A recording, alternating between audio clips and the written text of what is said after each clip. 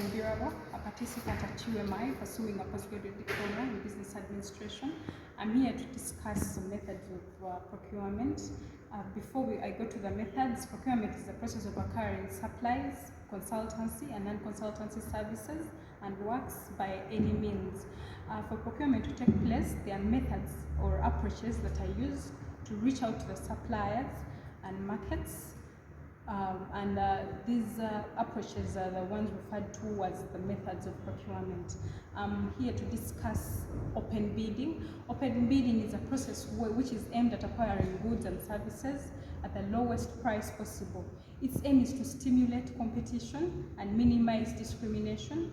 The advantage about this method, it is transparent and allows fair play and competing contractors and suppliers and vendors. Among the factors that influence this particular choice, that may influence this particular choice of method and the complexity of requirements, we find that there are some equipment or services that are a bit complex and would require a contractor to pick from a variety of suppliers. Take an example, if I'm procuring hospital beds or hospital equipment, I might need a variety to choose from because you might find this equipment misses this and there are specifications that I want. So I might choose to get a wide variety of variety of bidders so I can get the particular equipment that I want. The other factor that may influence is the lead time. We find that open bidding requires lead time because there are procedures and plans to be followed and protocols to be followed. So if I'm to choose open bidding, I would choose open bidding I would choose open bidding because open bidding requires a lot of time.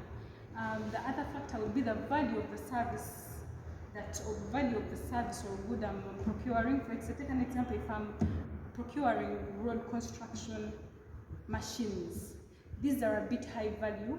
They're high value equipment, so I would need open bidding so I can get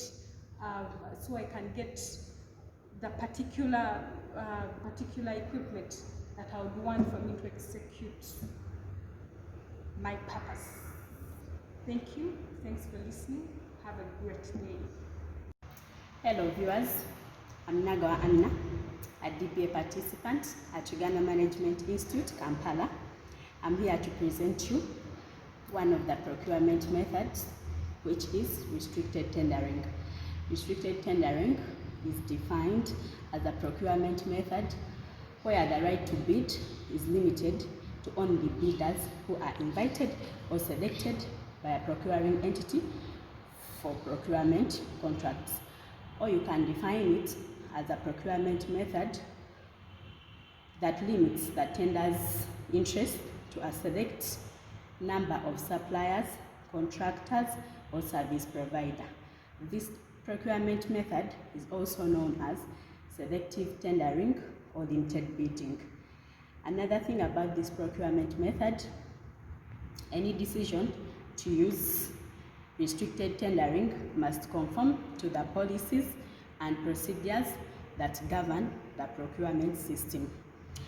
Some of the factors that influence restricted tendering are: if you have a short lead time of items you want to procure, you choose the method of restricted tendering. The expertise of the firm, that is, specific qualification of the firm depending on the time of product or service procure. Another factor is the urgency of the situation. That is, if you have a time constraint to procure a certain product or service. And one of the advantages of the restricted tendering is it saves on organization time and funds that would have been used to manage a wide process of open tendering, which normally involves local and international bidders. On the other hand, though, it is criticized for not being competitive, since the competition is limited to only invited or selected firms by the procuring entity. That's all I had for you. Thanks for your time and audience. Be blessed and stay safe. Hello, I'm Nanja Nora, pursuing a postgraduate diploma in business administration. You are my participants. I'm here to discuss procurement methods, starting with global sourcing. Global sourcing is the procurement of goods and services beyond one's borders, that is to say, global markets. It is a procurement method to try and find most cost-effective place globally for goods and services. I will talk about the factors that facilitate the choosing of this method. Let's talk about complexity complexity of requirements. Let's talk about the way how we procure Ugandan money. It is there are always those bits, like let's say we can't. Let's say the materials that we need to use, we might not have them in Uganda. That's why we do them from out. Then we go to high valued materials. Let's say the armory. I believe the armory is not made from here because it's expensive, and also to stop the duplication of these materials, I would say. Then another one is number of available suppliers. There are so many. When you go to the global market, there are so many suppliers out there. So you're giving yourself big, let's say, you're giving yourself very many suppliers. Let's say this procurement method helps you see the wide range of suppliers. So when you have a wide range, you can always choose from the best. Next we go to long lead time. Long lead time, I would explain it as since you have a lot of time to procure these materials, it would give you, there is a lot of time, so you would use this procurement method because you have a lot of time. Let's say because of the money. Money is not procured every now and then. So since you have a lot of time, this method would be the best method to use. We go to another procurement method, which is direct or single or sole source procurement method. This involves procuring goods or services or works that directly supports the production of what goods and services the procurement company or supplier produces. These purchases are from one selected supplier. When you go to the factors to this procurement method, we'd use past experience. Basically, if someone has a very bad past experience, they would not go to that supplier. They will always look out for this supplier who they're in good terms with. Let's say they delivered late, or they didn't deliver the exact quality of what they wanted. So I would go with the past experience and choose this procurement method. Next, we would go to relation with the supplier. Like you cannot go to someone when you're not, okay, in relation we can say with the way how their customer care, how they deliver their goods. I would count that as the way how the supplier portrays themselves I would say that would be the relationship with the supplier. Then extension of the existing contract. People usually do this to save time. Also, when the supplier has been supplying you with very good products, you would still continue because you have not had any problem with them. Then also emergency situation. Let's talk about these COVID times.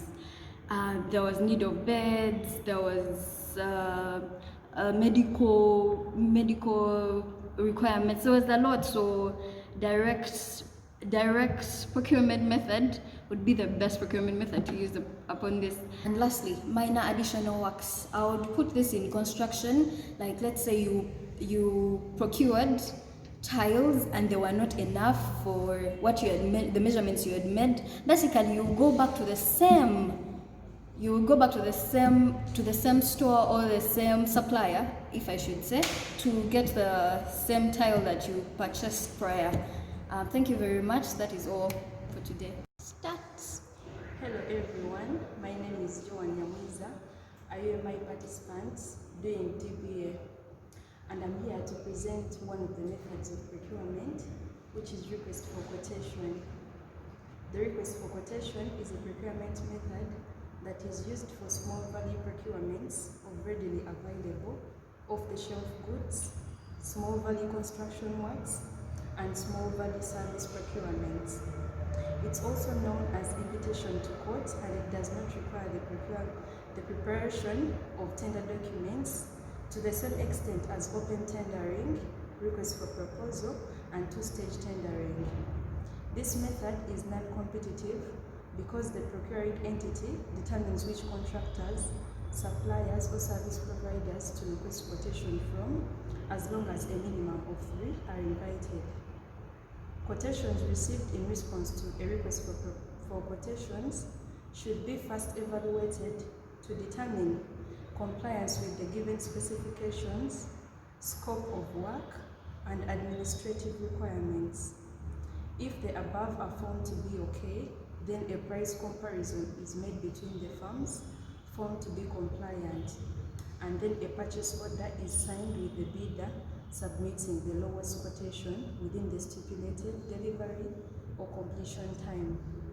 I'm also going to talk about the factors that influence the choice of this method above. One of them is the lead time. For example, if the expected delivery period upon order is short, we choose this request for proposal method since it won't involve preparation of bid documents. Then another factor that can influence the choice of quotation is value of goods, services, or works to be procured. If the value of goods to be procured is low, we choose the request for proposal method because any company that is procuring works should not spend a lot on bids and preparing of bids to acquire goods of low value. However, there are other methods of procurement that were not discussed.